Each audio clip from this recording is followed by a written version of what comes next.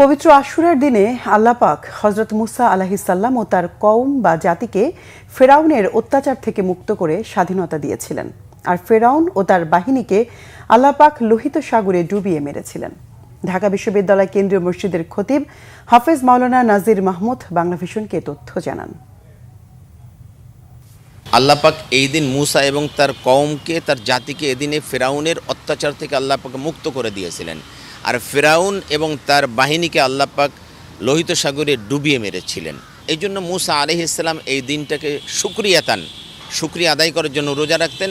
ইহুদিরা বলল আমরাও সেজন্য রোজা রাখি। তখন আল্লাহ রাসূল সাল্লাল্লাহু আলাইহি ওয়াসাল্লাম বললেন যে আরে মুসা আলাইহিস সালামের আদর্শের ব্যাপারে তোমাদের চেয়ে আমি বেশি হকদার। সুতরাং আল্লাহর হাবিব নিজে এই দিনে রোজা রাখলেন এবং সাহাবীদেরকে এই দিনে রোজা রাখার জন্য নির্দেশ করলেন। এটা হলো আশুরার মূল ইবাদত। এছাড়া আশুরার জন্য অন্য কোনো ইবাদত আমরা দেখতে পাই না কোরআন হাদিসে।